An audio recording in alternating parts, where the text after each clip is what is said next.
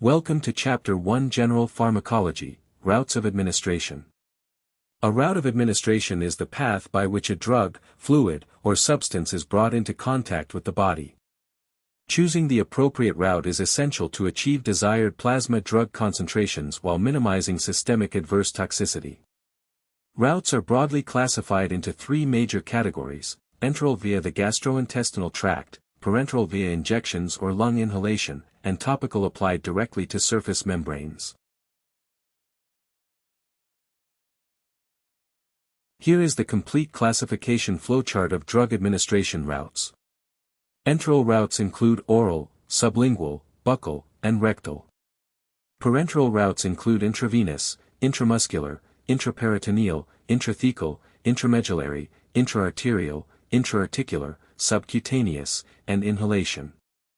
Topical routes include transcutaneous patches and inunction, ocular eye drops, and vaginal or urethral bougies.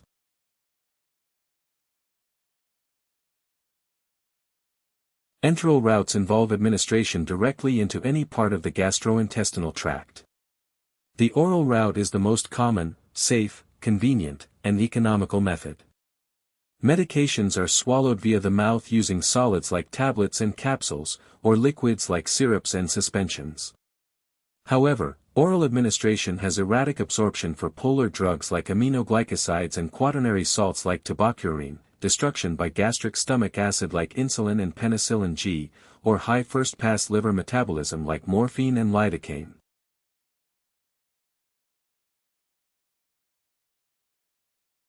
In the sublingual and buccal route, drugs are crushed or placed under the tongue or against the cheek mucosa. This route is useful only for lipid-soluble and non-irritating drugs. Specific formulations include nitroglycerin and isosorbide dinitrate for angina pectoris, isoprenaline for asthma, and powdered nifedipine for hypertension. Crucially, this rapid vascular route completely bypasses both destructive stomach acid and first-pass liver metabolism.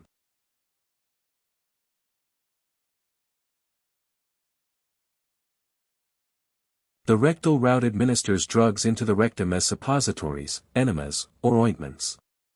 Examples include dulcolax and glycerin for local effects, or aminophylline and indomethacin for systemic effects.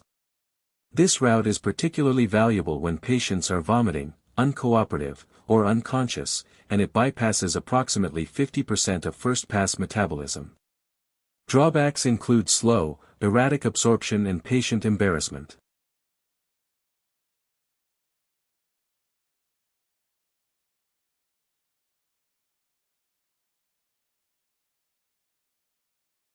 Parenteral administration refers to delivering drugs by injection, topical skin, or inhalation, routes other than the enteric gut. Intravenous administration injects medications directly into venous circulation, mainly via the antecubital vein. Infusions include saline, glucose, dopamine drips, antibiotics, and anesthetics. It offers immediate onset, precise dose titration, and 100% bioavailability. However, it is painful and irreversible, requires strict sterility, risks fatal embolism from air bubbles, and cannot accept oily suspensions.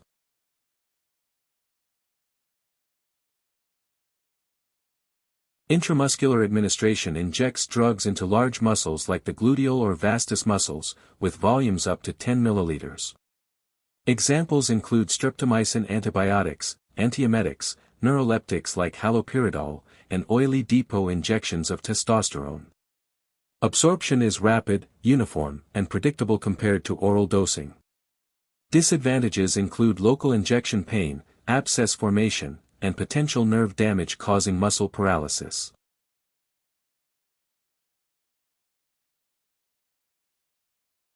Intraperitoneal administration delivers drugs directly into the peritoneal cavity of the abdomen. Clinically, this vast absorbing surface is utilized for peritoneal dialysis and for anti-rabies vaccine injections. While it provides very rapid absorption, the procedure is painful and carries a severe risk of peritonitis infection within the abdominal cavity.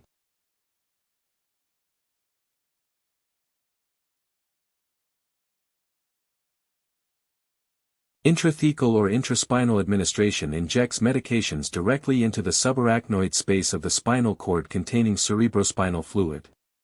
Examples include xylocaine for spinal anesthesia and targeted antibiotics for severe meningitis. This direct route completely bypasses the blood-brain barrier and blood-CSF barrier to attain high therapeutic CNS drug levels, though it requires expert precision and carries procedural risk.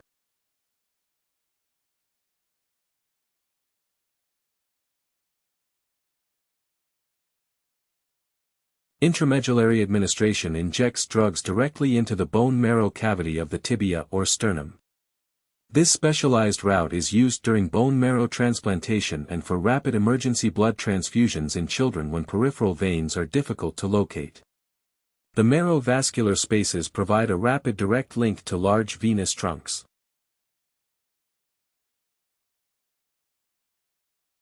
Intraarterial administration injects drugs directly into the lumen of a specific targeted artery. Examples include radiopaque contrast media for coronary and cerebral angiography, and anti-cancer drugs like nitrogen mustard injected directly into limb vessels to treat localized limb malignancies. This achieves extremely high localized drug concentrations while minimizing systemic exposure, though local tissue damage can occur.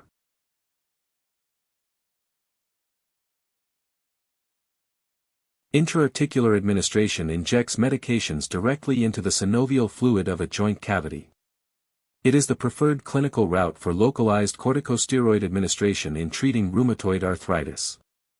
While high therapeutic drug levels are achieved directly within the inflamed joint, repeated injections can cause joint articular cartilage damage.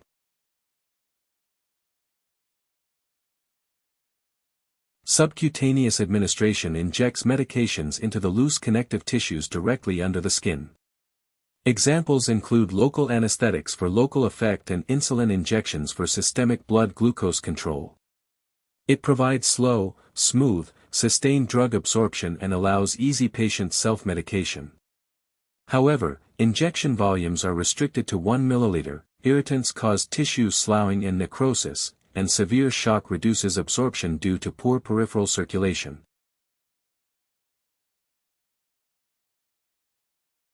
Inhalation administers drugs by inspiration through the nose or mouth.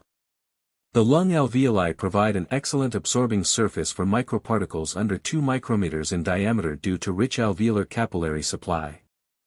Examples include general anesthetics and oxygen, as well as salbutamol and isoprenaline inhalers for bronchial asthma. It provides rapid onset and avoids first-pass metabolism, though regulating exact dose delivery is challenging.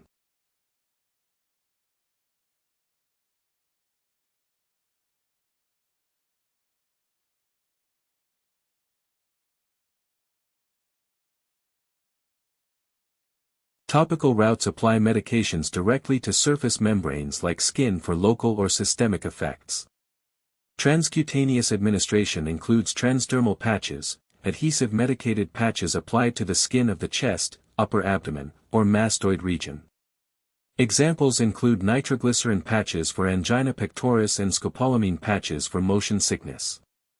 These provide slow, sustained release of medication over several days with great ease of application. Inunction is the administration of drugs by rubbing them directly onto the skin. This allows medications like ointments, powders, lotions, creams, and liniments to be absorbed into cutaneous circulation to produce systemic or local effects, such as antiseptic and analgesic actions. While convenient and safe, the exact amount of drug absorbed cannot be reliably ascertained. The ocular route involves the application or installation of sterile ointments or isotonic aqueous solutions directly into the conjunctiva of the eye for localized eye treatments.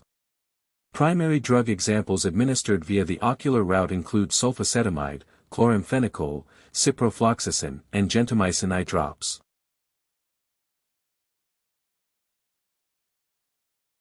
Finally, the vaginal and urethral routes apply medications directly into mucosal passages.